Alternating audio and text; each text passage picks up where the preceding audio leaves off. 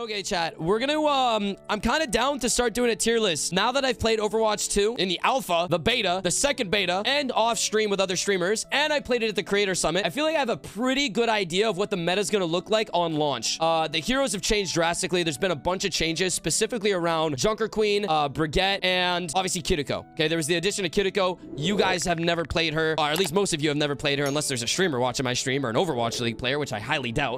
But I think what we'll do is we'll do it based on role. So we'll start with tank and we'll move on after that, okay? So let's start with tank. And this is super debatable. A lot of people don't know exactly what the meta is going to look like because Kiriko is kind of like a wild card. Kiriko is like super high damage, super high self-sustain. So nobody knows exactly where she's going to fit into the meta and which tanks she's going to enable. But we have a decent idea, okay? So on launch, the tanks that I think are going to be exceptionally good are, I think Junker Queen is still going to be fairly good, okay? She would have been S tier if it was pre-patch, but after the nerf, I think that her commanding shout took a really big hit, but she still does a lot of self-heals, and she still offers a lot of support for everybody around her, regardless of how much. It's still additional health, which is big. Any overheal is extremely strong. So I'm going to say Junker Queen would be like A tier. I think Reinhardt is probably going to be a solid B tier. I myself haven't tried much Rein. I've played a lot of Junker Queen, and I found that her ult is still really strong. Rein, on the other hand, is going to be a bit tricky. He might actually be higher than B tier, depending on how well he can fit into a Kiriko meta. Kiriko, obviously, her ultimate is Kitsune Rush, arguably one of the best support ults in the game. What it does is it amplifies the speed of all attacks and all cooldowns. So Reinhardt, as you can imagine, farms a bunch of obviously all charge just off of swinging, and obviously has pretty much quadruple the amount of fire strikes. So I would say Reinhardt's probably like a comfortable B tier. Let's do Doomfist. I think Doomfist is pretty bad, and from what I was told, at least by Get Quaked On, they nerfed a lot of the tech that he originally had in the first two betas. And I don't know why they did that. I think what makes Doomfist such a unique character, not even just in Overwatch 1, but also Overwatch 2, is the tech. The tech is what makes Doomfist Doomfist. You know what I'm saying? So I don't know why they explicitly removed it and they made it their goal to remove it when Get Quaked On or just every Doomfist player in general was advocating for it. It wasn't game-breaking because Doom wasn't even the best tank before when he still had the tech. And now he's even worse. So I'm going to leave him at like a super comfortable D tier. I think Hammond actually might be really strong. We got another game. I'm never going to be able to finish this tier list. Where did we leave off? Okay, so we left off with Hammond. Now, Hammond is a bit of a wild card, similar to Kiriko in that if Kiriko is meta, I think she's going to enable like a Tracer Sombra meta, and Ball really only adds to that self-sustainability, and Ball kind of like encourages that gameplay even more, right? So any high mobility character is good for Kiriko because it allows her to take positioning that otherwise you can't, right? It doesn't make sense. It doesn't make much sense to play Kiriko in a lot of stationary comps because you don't get any usage out of her TP. So it's like Hammond is just a little bit better, but I don't know yet, okay? Like, again, I'm not a tank player, so I might be spitballing here, and I would love to hear what you guys think, not like, obviously in my Twitch chat, but also the YouTube comments. Moving on. Now, we just had, okay, actually, the main reason why I'm doing this tier list is because I see a lot of other streamers saying that Roadhog is going to be extremely strong. I do not think so. I do not think so. I actually don't think Kiriko benefits Roadhog as much as people think. And although people are saying like, oh, you should see Roadhog's ultimate with Kitsune Rush, you should see any ultimate with Kitsune Rush. You should see any hero at all with Kitsune Rush. Like, I don't think that her ult necessarily benefits Roadhog more than other characters because it's good for all characters. Every single character benefits from her ult at the same time. So I don't really know if I would ever put Roadhog in a high tier. I'll put him at C tier, okay? I've seen streamers saying he's S tier. I do not think so. Time will tell. But let's move on. Okay, I think Sigma might be like a solid... Oh, this is tough, man. This is really tough. Are we going to be seeing a Bab Zen meta? Who knows? Are we going to be seeing a Sigma Zen Break meta? Who knows? It all depends, really. Are we going to see a Poke meta? The meta that we just saw in the Overwatch League was like a Junker Queen Rush meta. I don't know. I don't even know where to place Sigma. I'll put him like low B tier. I'll eventually organize the heroes from best to worst within each individual tier. But for now, I'm going to put Sigma in B tier. I think like the problem with Roadhog and Sigma in particular, I find that they get trampled on unless you have really good positioning. If you have good positioning, then you can capitalize off of it. But we're talking on like a game-to-game basis. I'm not talking about the top of the leaderboard only. I'm trying to make this as general as possible, okay? I've seen a lot of people playing Orisa after the patch notes. Now, do I think that Overwatch League players or just anybody in general is playing Orisa because they don't know what to run? A little bit. I don't think anybody really knows what is best just yet, but it seems like Orisa is actually decent. I'll put her in B tier as well. I think Reinhardt is a little bit better. Now, the only tanks that are left at the moment are D.Va, Winston, and Zarya, right? Let's start with Winston. Now Winston, it kind of falls into the same category as Reinhardt, where you need a really dedicated composition in order to run him. You don't have as much versatility, I find. But Winston was really good in the first beta. He was especially good in the alpha, which means that he's probably not going to fall behind on launch. You know what I'm saying? And I saw a lot of people playing Winston. It was really popular. I don't know if I would put him A tier necessarily. I actually like the current state of tanks a lot. I find that every tank, except for Doomfist maybe, is viable to a certain extent. No tank is dominating. No tank is dominating. Yo, what up, Luna? Sorry. I'm gonna put him at B tier, potentially better than Ryan. Maybe not, depending on Kiriko. If Kiriko Ryan Rush is really strong, then that's amazing. Okay, moving on. Let us talk about the next tank, D.Va. I actually don't know where D.Va should be. I haven't really seen much D.Va gameplay in all honesty. So I'd probably say she's going to be mid. I'm just going to say mid. I'm saying not as good as Orisa, a little bit better than Sigma. Zarya, actually, this is a tough one. I saw a lot of people playing Kiriko Zarya comps at the summit and also recently when we were recording. What were other people saying? I know Flats made a tier list. I saw Guru made a tier list. Where were they putting Zarya? Lately, I've seen a lot of Owl playing D.Va and Zarya. Yeah, because I would think Zarya is really good on the new patch. You know what? I'm going to say Zarya. I'm going to say Zarya is B tier and I'm going to say D.Va A tier. People are saying A-S. Okay, maybe I'm not being super generous. Maybe I'm not being very generous with the A tier. I don't know. I could be wrong, dude. Oh my god. I know the tank players are mauling watching this. I'm sorry. I'm sorry to disappoint you. Okay, I think we're just about done with the tanks. Actually, we are done with the tanks, and thank god, because I had no idea what I'm talking about. I feel like I'm a lot more qualified to talk about DPS, so let's do that. Why don't we? Let's start with Soldier. I think Soldier fell off super hard. After they nerfed his visor and his damage per shot, that shit was kind of detrimental. I'll put him in B tier. He still has a lot of mobility, which is always good in a super fast-paced game like Overwatch 2. But I definitely don't think he has the range that he used to. I mean, he's not nearly as strong as he was in the alpha. We can all agree as much. I'm gonna say Ashe is an easy A tier. Ashe is an easy A tier. She's really strong. This is probably the strongest she's ever been. And I'm talking Overwatch 1 as well. Like, I think Ashe is really strong. She outputs a lot of AoE damage, and that obviously keeps any team from just, like, focusing all on speed. They have to kind of peel back. They have to get up some heals. As an Ashe player, as an avid Ashe player, I think Ashe is really strong. Bastion, B tier. I know this is going to be surprising. This might actually be the highest Bastion has been on any tier list in at least 3 years, and there's a reason for that. You guys have not had the opportunity to play against Bastion Kiriko comps yet, but you will. But you will. Trust me, you will. And be afraid, okay? Bastion is scary, okay? And I only mean every third fight, or even every second fight. And there's a reason for that.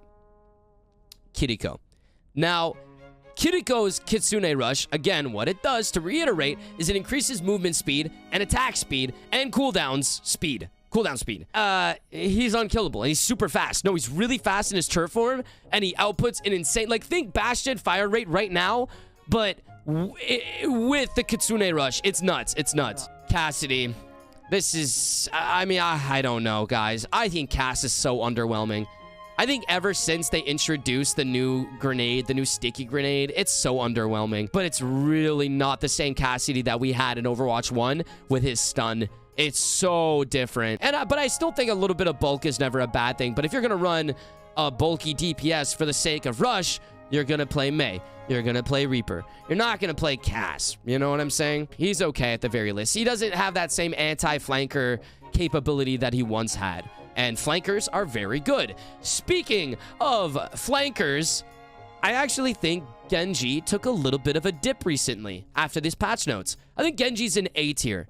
Potentially S depending on the Genji player. But I'm talking about the general player base, okay? Keep in mind, this is the general player base. But I'm going to put him at A tier. I think he's really strong with the lapse of CC. Genji just dash resets over and over and over and over again. And it's really hard to keep up with him while the entire other team is trampling on you. Hanzo, pretty lame. Pretty lame. I'm even considering putting him D tier, but I'll put him C tier just because it's Hanzo, right? Like, you'll eventually hit a headshot. You'll eventually hit a log. Jay Silly, I don't know, man. This is a weird one. Very map dependent at the end of the day. So I'll put him at C tier. I think he's still map dependent. There's so many long range maps, right? But while gameplay is generally a lot tighter in a 5v5, Junkrat actually benefits from that. His trap is a little worse as well. I just don't know. I'm going to say Mei is B tier. I think that Mei Rush is actually really strong. And I'm excited to see if we're going to see some Reinhardt Mei Rush comps moving forward, or even Zarya. So remember, Mei doesn't actually freeze anymore. She slows, and she does an extremely high amount of damage with her primary freeze. So you can imagine if you had a fat Grav, bro, and you got a Mei just spraying on everybody because you can attack multiple targets at once. It's insane. She is crazy. And obviously her wall limits movement as well and blocks off LOS. So she's actually pretty decent. I'd say she's mid. I don't think Pharah is very strong either. Like, I think projectile in general, aside from Genji, is kind of weak in Overwatch 2. But I could be wrong. Again, depending on the Pharah player. This is so dependent on the Pharah player. PS I would like to talk about is Reaper. I'm probably going to throw him in the same tier as Mei because I feel like they're really good together. I find that Mei Reaper is as strong as it's ever been. But there's actually a better Reaper composition, including Sombra. We'll get to Sombra in just a moment. Sojourn. I actually think Sojourn is really strong still. She's probably a little bit better than Ashe right now. Okay, so she gets 50% less charge. So reduced by an additional 50%. Yeah, 50% less charge from non-player targets. So barriers, turrets, abilities, stuff like that. Which is still a fairly big nerf, but it's not that hard to still build charge off of actual player targets, off of actual enemy heroes. So I don't think it's like a crazy big nerf. It just requires a little bit more skill and a little bit more patience and a little bit more discipline. Now, the moment that everybody's been waiting for, and honestly, the comeback story of the century, I was really surprised to see Sombra become this good. Sombra, when they originally announced her rework for Overwatch 2, I was not exactly impressed. I found that Overwatch 1 Sombra was better. And then they decided, for whatever reason, to I can't believe I'm saying this, they buffed her hack ability lockout duration from 1 second to 1.75 seconds. Now, if you guys don't know what that means, in Overwatch 2, basically what they did is Sombra can now hack while invisible. She can do 50% more damage, and it still nullifies all of their abilities on said hack target. It's really strong. I think Sombra is our first S tier, but she's not our last. Tracer also managed to make a comeback. I find that Tracer and Sombra were a little underwhelming. Tracer a little better than Sombra, but now that's not the case at all. Tracer was always pretty good. Like, we saw a lot of Tracer Genji comps, or even like Sojourn Tracer comps, or even Ashe Tracer comps. She's just that great middle ground, and she's great for cleaning up kills. Yeah, those are our first two S2 heroes, and I will not back down from that. Symmetra. This is an interesting one. Listen, I think Symmetra is a little bit better than Ghas, Pharah, Hanzo, Junkrat, but not by much. You just have to be more creative and not as one-dimensional on Symmetra, and you'll get more value. I would say she's probably a little bit better than Bastion, not better than Soldier, though. Torbjorn. Torbjorn's probably a comfortable C tier, a little below average. He's still great for that additional damage that you need. Like, if you're not great at DPS and you're looking for a fallback DPS that you could play in any single game, I think Torbjorn is still really good. Now, all that's left is supports. Again, I'm not a support player. However, I did play with and against a lot of support players, and I got a lot of opinions. One of my best friends, being SK, has some very strong opinions about the current state of support in Overwatch 2. I think the elephant in the room is Mercy. I think Mercy's D tier. I think Mercy is a little too slow, and she has very little utility aside from Resurrect. And the issue with Resurrect is it's still fundamentally a slow ability. It has a slow cast time. It's clunky. She doesn't move all that fast. So you pretty much just get stomped on. I don't know. Let's pretend that Echo was here. Let's just say Zenyatta's Echo for now. I'm gonna say she's probably C tier, but probably best of C tier. Like, she's probably better than Ghas, better than Pharah, but I don't think she's on the same level of as everybody in B tier. Again, it depends on the quality of the player, because the benefit of playing Echo is that you can copy and fit into any individual meta, you know, whenever you ult. But aside from that, she's just like, you know. How about we start with Kiriko? I think Kiriko is actually a little overrated. I might be the first streamer or the first content creator that you've heard say this. I actually don't think Kiriko is that good. I think where Kiriko really benefits in terms of gameplay is if you're like really good at aiming and you have extremely good game sense, which is only really a problem above like 4,400. Like, you're gonna see some of the best Kiriko players and ultimately the best support players playing her and getting really high value out of her. Ana, I'm gonna say Ana's probably A tier. I think Ana's A tier. Ana's really strong. I find Zenyatta actually really good as well. I did see a decent amount of Zenyatta Kiriko compositions, and although they didn't output all that much heals, at least you have the defensive ult, and you have this offensive ult, and you have extremely high damage, and you also have Zen pocketing, Ball pocketing, Tracer, even being able to heal Sombra, although you don't really need it. So it's like, if you're running Tracer Sombra, you don't really need all that much heals. If you're running characters that are ultimately a little more self-sustained, but still, I don't know. I think Zenyatta is just like really good in 5v5. I find him really strong. I think Bap and Zen are kind of, they go kind of hand in hand. Like, if you're going to run a poke comp, you can run both of them. Immortality Field will just always be Immortality Field. It's a lot of self-sustained. It's a lot of heals. It's a lot of defensive, obviously. And Immortality, again, is just super busted. Okay, now listen, guys. We got Lucio Moira next, and the truth is, I only really have seen them played together recently. I saw a lot of Lucio Moira as a composition, but have I seen Moira played with any other character that isn't Lucio? No, I have not. And for that reason alone, I'm probably going to put her C tier because she does have viability when running Rush. But aside from that, that's the issue Moira has always had. The issue Moira has always had is that she's only ever played in these unique composition. On the other hand, you're just like DPSing in the backline. Like, that's the problem Moira has, and that's why she suffers. And I think that's what they tried to address, but then they reverted all the changes that they once made. I just think Moira is still like below average when it comes to supports, unless you're running a Lucio Moira rush. I think Lucio is actually pretty good in Overwatch 2, but I still think you need a team that functions and cooperates. Now, how often is that going to happen in ranked? Not very often at all, actually. But I'll still put him in like top B. He's like top of the class in B tier.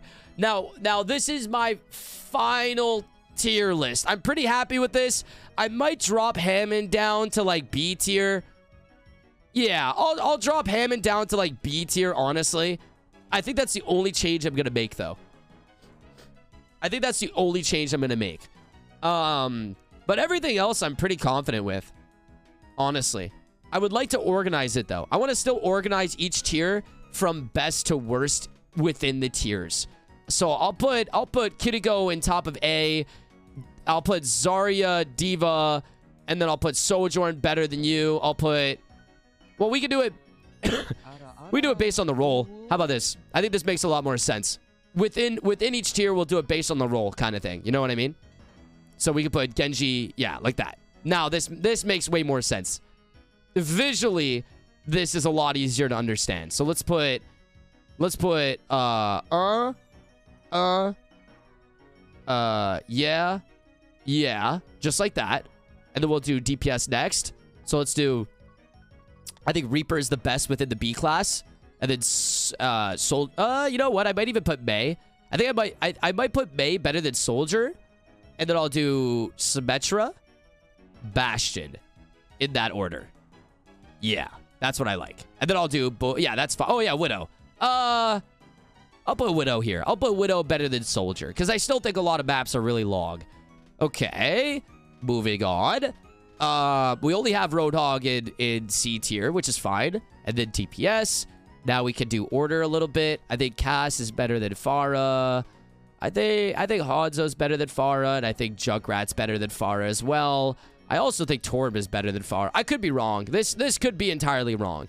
Junkrat might be a little bit better than Hanzo. You know what? No, because Zarya's so good, you're still gonna have those corny like Grab Dragon combos. And this is it. All right, this is the official Warren TV Overwatch 2 launch hero tier list from best to worst. Perfectly organized. Let me know what you guys think. I actually feel it's pretty accurate. I think it's actually really solid. Oh, yeah, and Echo, I put in C tier, okay? There's no icon for Echo. I apologize for that again. But I would say Echo's probably C tier.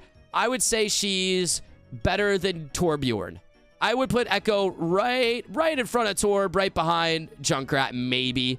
Or maybe better than Junkrat, better than Hanzo. Maybe, you know what? Maybe above Han. I don't know. I don't see any Echo. I've barely seen any Echo in any of the time slots. Any of the play time slots that we've had.